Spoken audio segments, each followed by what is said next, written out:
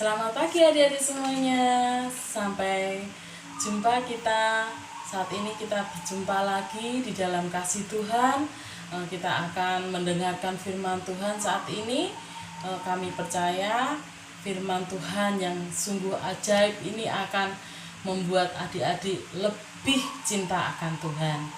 Nah, adik-adik, saat ini kita lihat di depan Bu Ana ini ada biji kacang hijau. Biji ini kira-kira buat apa ya? Adik-adik tahu? Nah, Bu Ana juga udah membuat kacang hijau. Biji yang keras ini akan menjadi lembek, menjadi kacang hijau. Nah, nih enak pastinya. Coba ya, coba dulu coba. Manis adik-adik, sangat manis. Nah, biji ini biji yang sudah mati, ya kan? Karena apa? Karena tidak ada akarnya, tidak ada daunnya, tidak ada batangnya. Dan ini kalau dia sudah mati, fungsinya ya hanya untuk buat makanan, ya untuk dia buat makan burung. Seperti itu adik-adik. Tapi ini juga bisa buat ditanam lagi adik-adik. Kok bisa ya? Ya, karena biji yang mati ini memang harus mati agar bisa, karena mati dalam arti kering di sini. Ini benar-benar kering sehingga dia jika ditanam lagi di dalam tanah, dia akan tumbuh dengan subur.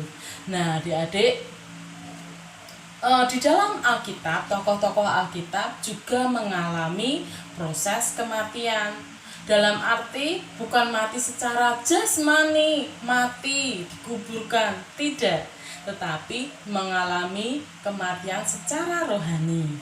Seperti itu adik-adik. Ya, hari ini kisahnya yaitu kisah Yusuf. Yusuf ini juga mengalami hal yang sama adik-adik. Dia harus oleh Tuhan, dia diproses untuk menjadi mati secara rohani. Dia dijauhkan dari orang tuanya, keluarganya. Ya, kita dengarkan ya. Nih, Bapak Yakub mempunyai anak berapa adik-adik? 1, 2, 3, 4, 5, 6, 7, 8, 9, 10, 11, 12. Ya. Yusuf anak nomor berapa? Ya, Yusuf anak nomor 11. Dia masih punya adik namanya Benyamin. Ya. Dari ke-10 saudaranya nomor 1 sampai nomor 10 ini, mereka sangat iri sama Yusuf. Kenapa adik-adik? Karena Bapak Yakub lebih sayang kepada Yusuf. Dia belikan baju yang bagus hanya untuk Yusuf. Ini menjadikan kakak-kakaknya menjadi sangat iri dan benci terhadap Yusuf. Yang akhirnya iri hati dan benci menimbulkan dosa. Ya, dosa apa adik-adik? Ya, mereka ingin menyingkirkan Yusuf. Pertama kali, apa yang dia lakukan? Dia buang Yusuf ke sumur. Nah, setelah itu ada kakaknya yang merasa iba. Jangan, dia pasti kelaparan. Kita jual saja Yusuf. Ya, akhirnya Yusuf dijual ke pedagang Median. Ya, adik-adik, pedagang ini adalah pedagang budak. Jadi orang-orang yang sangat kuat, dia jual, dia dibawa ke Mesir. Dia dijual kepada Potifar. Potifar adalah kepala pengawal Raja Mesir. Di rumah Potifar, Yusuf sangat rajin dan jujur.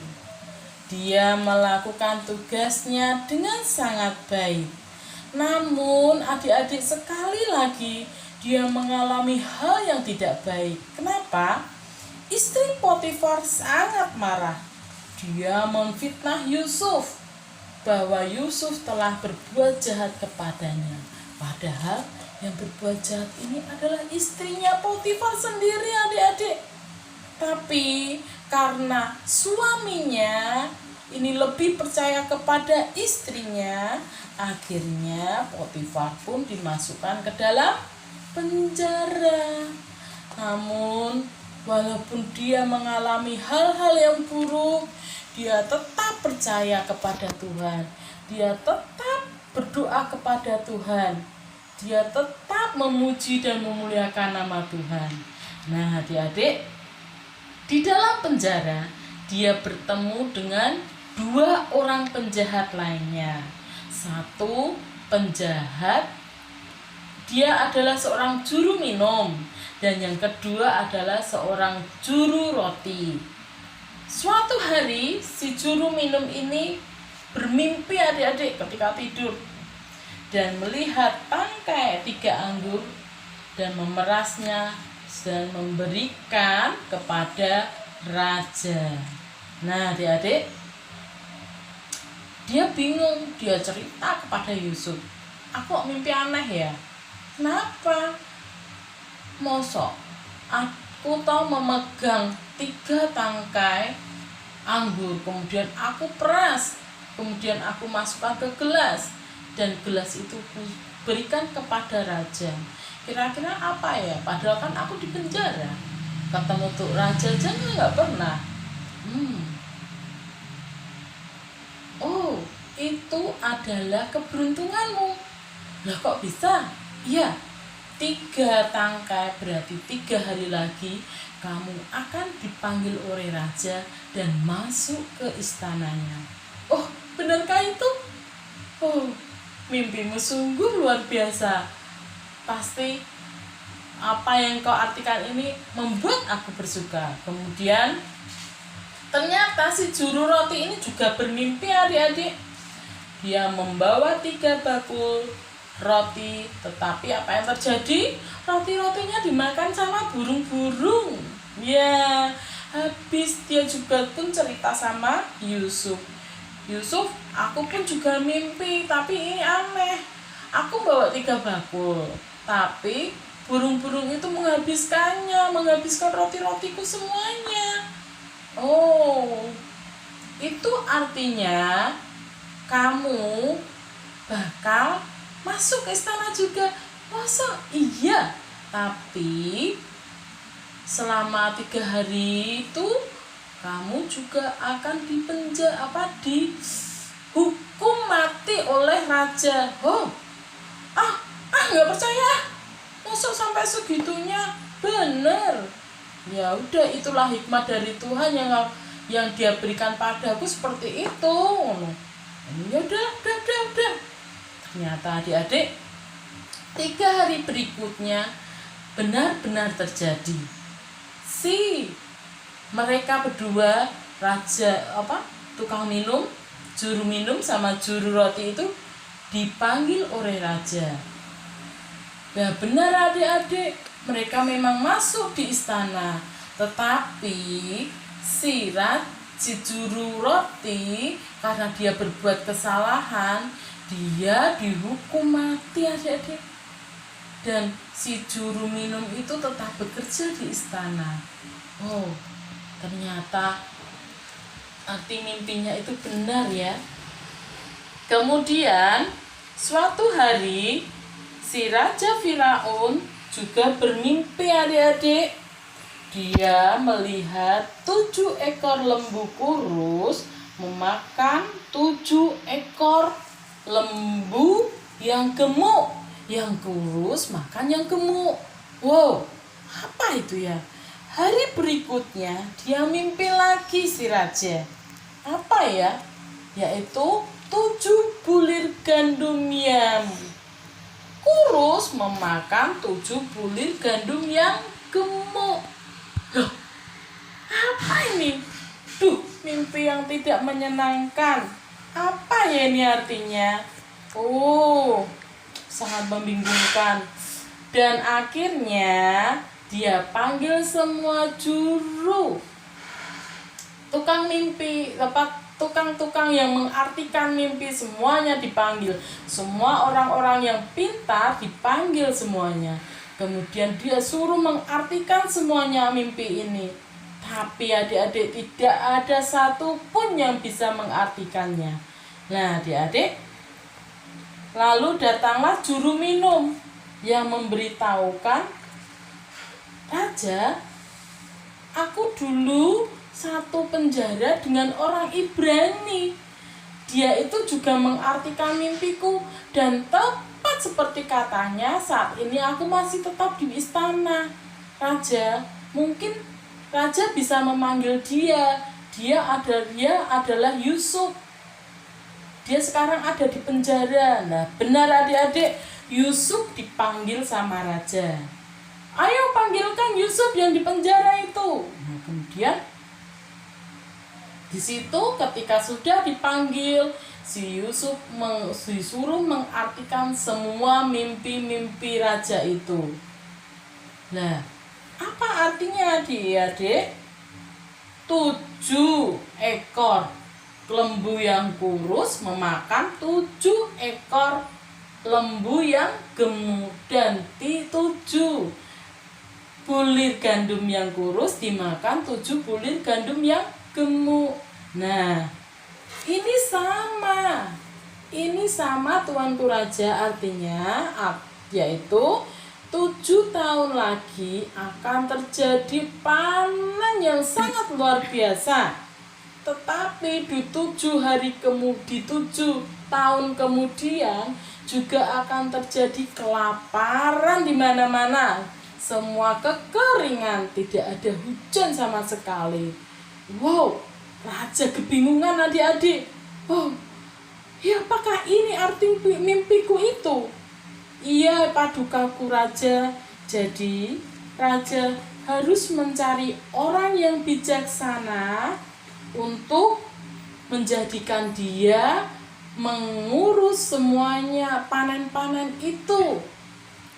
Akhirnya si raja pun bingung, siapa yang mempunyai ada orang seperti yang bijaksana seperti ini kira-kira ya. Oh iya, dia pasti Yusuf, karena aku tahu di dalam dia ada roh Tuhan, roh Allah yang sangat luar biasa membimbing dan memberikan hikmat kepada dia.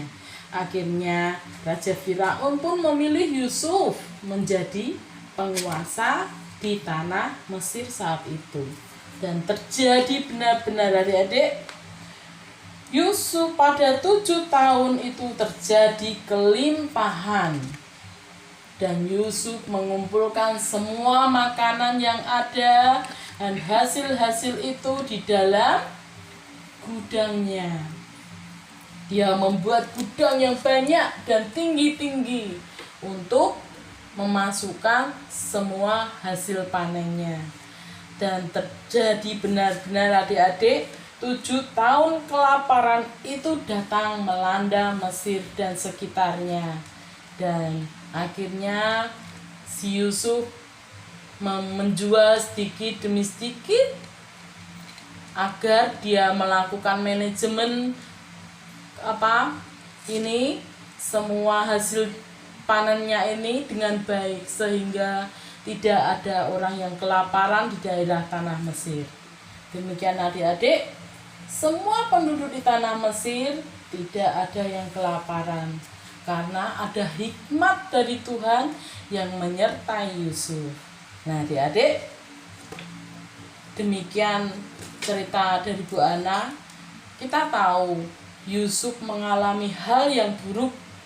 Dia mengalami hal yang tidak baik, tidak enak, yang tidak enak untuk diterima. Harus dipenjara, harus difitnah, harus ditelantarkan, harus jauh dari orang tua dan keluarganya. Tetapi karena proses itu, karena dia sabar, karena dia taat, karena dia mau percaya sama Tuhan, akhirnya dia pun juga ditinggikan. Dia tidak sombong, dia tidak merasa keakuannya, kesombongannya, keangkuhannya itu tumbuh, tapi dia hanya memuji Tuhan. Ini semua karena Tuhan yang melakukan. Ini semua karya Tuhan, karena ada hikmat Tuhan di dalam hatinya dan pikirannya. Jadi adik-adik, kita semua akan terproses seperti itu. Kalau kamu ada yang sombong, ada yang tinggi hati, angkuh, itu tidak perlu, karena Tuhan pasti akan memotong-motong semuanya itu, akan seperti yang akan dialami seperti Yusuf. Dan untuk itu kita harus dengan tulus hati dan rela hati menyerahkannya pada Tuhan. Ya Tuhan, aku tahu, aku mau untuk Engkau proses. Apapun Tuhan yang berikan, Tuhan akan berikan yang terbaik.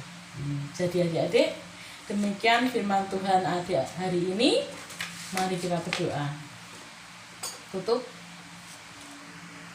lipat tangan, tutup mata, mari kita berdoa.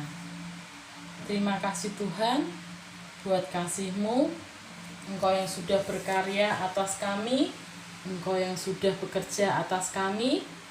Kami percaya semua anak-anak-Mu akan Engkau proses untuk menjadi yang terbaik. Tuhan lindungi kami, Tuhan berikan roh kekuatan bagi kami, kesabaran dan kekuatan di dalam menjalaninya. Berkati anak-anak-Mu yang kecil-kecil ini, walaupun mereka kurang memahami, tapi kami percaya Tuhan jadikan mereka menjadi biji yang sangat baik, hingga dia akan tumbuh imannya lebih baik dan lebih subur lagi mengenal akan Engkau.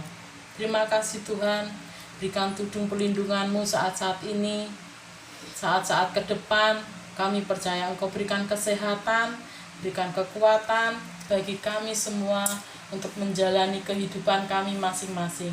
Kami percaya dengan tudung perlindungan-Mu, dengan kasih sayang-Mu, dengan kesetiaan-Mu, dan berkat-berkat-Mu untuk kami semua, untuk anak-anak-Mu, dan juga untuk keluarga papa, mama mereka. Tuhan yang akan menyertai dan juga memberkati kami semua. Terima kasih Tuhan, berikan kami kesehatan yang baik. Jika ada dari kami yang sakit, Tuhan akan pulihkan, Tuhan akan sembuhkan, dan Tuhan akan sertai kami dimanapun kami berada.